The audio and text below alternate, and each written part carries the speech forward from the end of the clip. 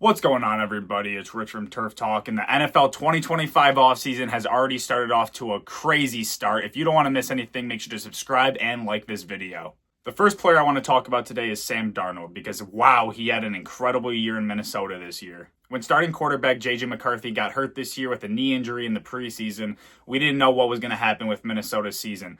But wow, Sam Darnold really did step up. Throwing over 4,300 yards and 35 passing touchdowns, Darnold showed, leading them to a 14-3 record. He can win, and he can play at a high level. Sam Darnold had one of the most surprising seasons in NFL history this year. Drafted by the New York Jets, let's be honest, he couldn't really find his footing with that terrible organization. Then traded to the Carolina Panthers. Those teams were some of the worst in franchise history. Then after backing up Purdy for 1 year, he goes on to Minnesota and gets a full 17-game season. So after such a great year from Sam Darnold, where do you think he's going to go? The most likely options are the New York Giants or the Seattle Seahawks. Given that they just traded Geno Smith and the Giants don't have a quarterback, these are two great teams for him to go to. Another option would be the New York Jets. Now, I know what Shannon Sharpe said, but personally, I don't think he's going to go to the New York Jets. I think he has post-traumatic stress disorder from the New York Jets. I don't think he's going to go there. Seattle pretty much has no quarterback on the roster, so they have a big need at quarterback, and the New York Giants just feels right. Either way, it's going to be fun to watch. Ronnie Stanley has been the Ravens' cornerstone for the offensive line for so long. I don't see a world where he goes anywhere else. Re-signing this All-Pro solidifies the line once again to protect Lamar Jackson. But if Stanley does decide to move, where do you think he's going to go?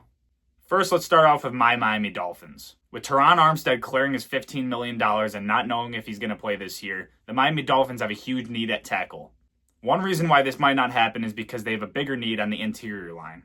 So they might not spend full money on a tackle. But getting him as a game changer would really help the offensive line. The pass blocking and the run blocking would flourish with him in. Next up, I see him joining the Kansas City Chiefs. Obviously, now that they signed that left tackle, it's a smaller chance. But the tackle that they signed has played right tackle before, so it's possible that they do sign Stanley. After being exposed in the Super Bowl this year, they really do need to bulk up the outside of their line.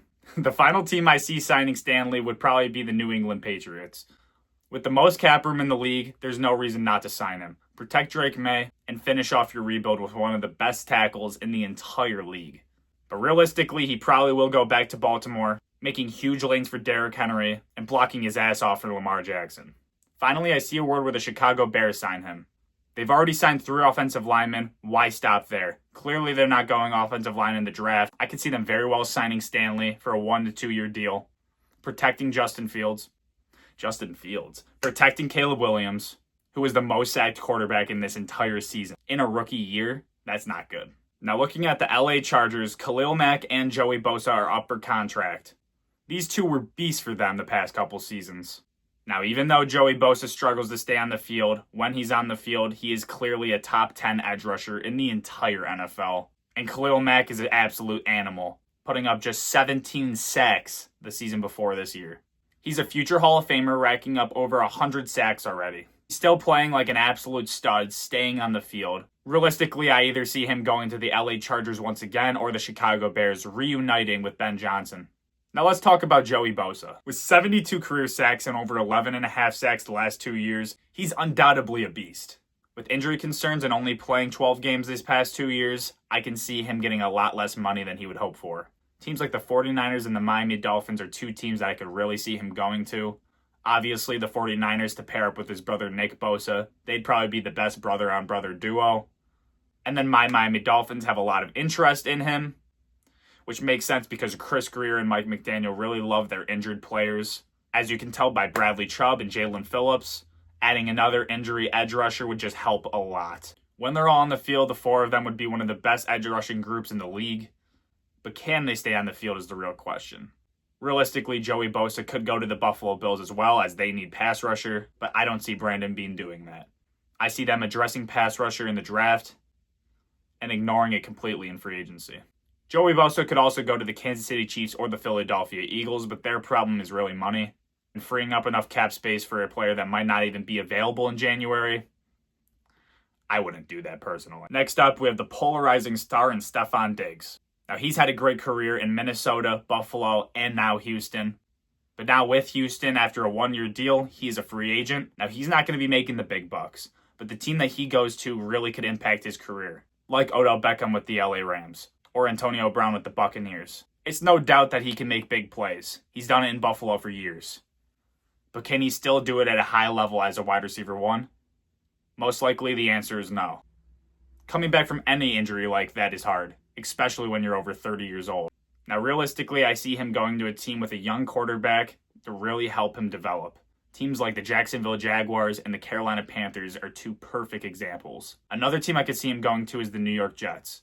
Pairing him with Justin Fields could really help his development. But the main reason I say the Panthers and the Jaguars is because Trevor Lawrence and Bryce Young, in my opinion, don't have enough weapons right now. They need someone to throw the ball to. That's how quarterbacks develop. Look at Tua's third year and Josh Allen's third year. One more player would be Asante Samuel. This guy is an absolute stud. The fact that he's a free agent this year is ridiculous. I can't believe that they're even letting him hit free agency. Teams like the Washington Commanders, the New England Patriots, the Miami Dolphins, and the Buffalo Bills are perfect fits for this guy. Mainly these teams need a cornerback 2, or even a cornerback 1. Now, it's more likely, in my opinion, that he goes to Buffalo to be that cornerback 2, but there's also a possibility he fills Kendall Fuller's shoes and comes to Miami. Speaking of Miami, Javon Holland is one of the top safeties in this class. Now, I'm not really sure where this guy could go. I could see Pittsburgh. I could see the Commanders. Another safety would be Justin Simmons. There's a high likelihood that he returns to the Atlanta Falcons, but in the case that he doesn't, you could expect him to go to the Bears or the Commanders. Those are two teams that really could use a safety. With Justin Fields leaving Pittsburgh and going to New York, it's a high likelihood that Aaron Rodgers will go to Pittsburgh. This is a huge move because this is really Rodgers' last dance. If he fails in Pittsburgh, it might be over for him. Now, I saved him for last because we really need him, but Calais Campbell, please come back to Miami, man. We need you. Pairing him with Zach Sealer on the interior is disgusting. I know you're 39, but if you're not retiring, come back for one more chance. We're going all in for a Super Bowl. Obviously, we just need a playoff win, but we're going all in, Calais, so you got to come on for the ride. You need to look up his statistics because, oh my gosh, Calais Campbell popped off this year at age 38. But that's going to end the video. Let me know where you guys think these guys are going. Like, comment, subscribe. Road to 500.